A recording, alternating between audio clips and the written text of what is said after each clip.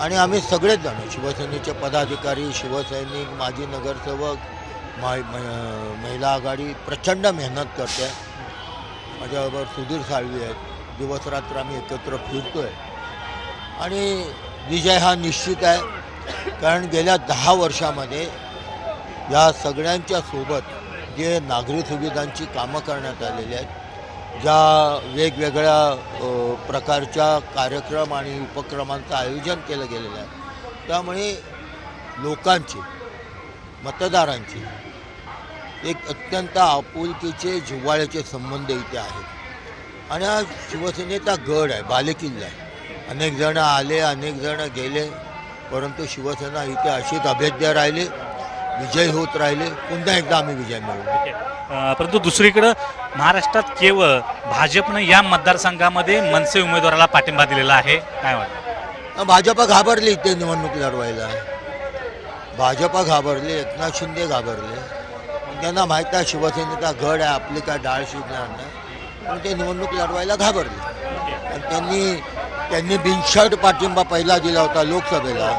आता ह्यांनी शर्टासकट पाठिंबा दिला आहे असं. परंतु मनसेचे बाळा नांदगावकर या ठिकाणी उमेदवार आहेत. मराठी मतं सर्वाधिक जास्त आहेत. त्याचा काय परिणाम होईल मनसे उमेदवार? बघा, निवडणूक ही लढायची आहे, ती जिंकण्याकरता हे आमचं ब्रीदवाक्य आहे. आणि शेवटी निवडणूक आहे. कोणी प्रत्येकाची एक रणनीती वेगळी असते. आम्ही आमच्या पद्धतीने लढतो आहे आणि प्रत्येक पक्षाची एक ठराविक मतं ही या मानणाऱ्या वर्गाची असतातच. त्यामुळे कोणालाही कमी लेखत नाही आम्ही, परंतु विजय हा आमचा आहे हे निश्चित. शिवसेनेचा एक बालेकिल्ला म्हणून शिवडीकडे ओळखलं जातं, परंतु इथल्या जुन्या चाळ्या आहेत, तिथले प्रश्न आहेत, त्या संदर्भात काही नियोजन वाटतं का? आपल्याला साऱ्यांना माहीत आहे की 2015 पासून मुंबईतल्या गृहनिर्माणावरती मी प्रचंड बोललो, प्रचंड भांडलो. कारण इथल्या लोकांच्या ज्या व्यथा आहेत गृहनिर्माणाच्या, त्या मी जवळून पाहिले. 160 फुटाची घरं आहेत, 180 फुटाची घरं आहेत, कसे राहतात, कसे जीवन जगतात. मी देखील 160 फुटाच्या घरात राहिलेलो आहे.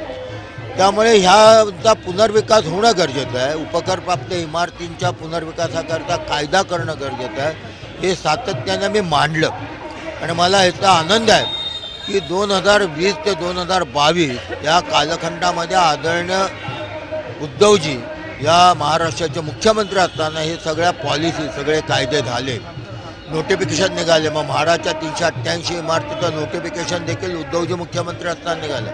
उपकर प्राप्त इमारतीच्या पुनर्विकासाचा कायदा झाला, विधेयक क्रमांक 41, ते देखील उद्धवजी मुख्यमंत्री असताना पास झालं. पंतप्रधान अनुदान प्रकल्पातील 66 इमारतीच्या पुनर्विकासाचं धोरण 33/7 अन्वये हे देखील उद्धवजी मुख्यमंत्री असताना झालं. आणि SRA करता आलेली अभय योजना ही देखील उद्धवजी मुख्यमंत्री असताना झाली. हे कोणी नाकारू शकत नाही, कारण त्याचे GR, त्याचे नोटिफिकेशन त्या कालखंडामध्ये निघालेले. सुधीर साळवी खांद्याला खांदा लावून आता प्रचार करताना दिसत आहेत. एक वेळ होती की जरी उमेदवारी नाही मिळाली तरी कुठेतरी नाराज होईल अशी चर्चा होती, परंतु मैदानात तुमच्यासोबत ते आहेत. आम्ही दोघंही गेल्या अनेक वर्षापासून अनेकांच्या निवडणं एकत्र लढलो. माझ्या देखील 2 निवडणुकींमध्ये सुधीर साळवींचा स्नेहाचा वाटा होता. ते त्यासोबत माझ्या लढत होते. आणि राजकारणामध्ये काम करत असताना कुठल्याही पक्षात इच्छुक असणं ही काही चूक नाही आहे. प्रत्येकाला वाटते की मी निवडणूक लढावी. तशी त्यांनी इच्छा प्रदर्शित केले व पक्षाने ज्यावेळी घोषित केलं त्याच्या दुसऱ्या दिवसापासून आम्ही एकत्र येऊन काम करायला सुरुवात केली. इतकंच नव्हे तर आम्ही मातोश्रीवरला निघालो तरी देखील आम्ही हे दोघंही एकमेकांशी बोलत असताना आपल्याला एकत्र येऊन इथला आपला भगवा असाच फडकत ठेवावा लागेल, आपल्याला इथला विजय शिवसेना असाच अबाधित ठेवावा लागेल, असं आम्ही दोघं ठरवूनच बाहेर पडलो. त्याचबरोबर सुधीर साळवे देखील आपल्यासोबत आहेत.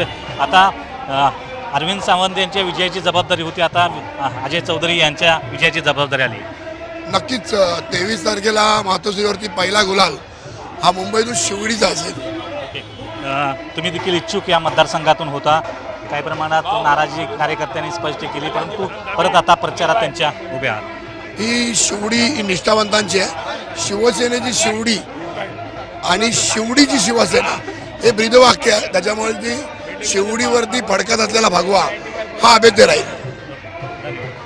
तर हे होते अजय चौधरी आणि त्यांच्या प्रचार रॅलीसाठी इथं प्रचंड जनसमुदाय जो आहे तो जमलेला आहे. पुढे सागरसह कृष्णात पाटील, झी मीडिया, मुंबई.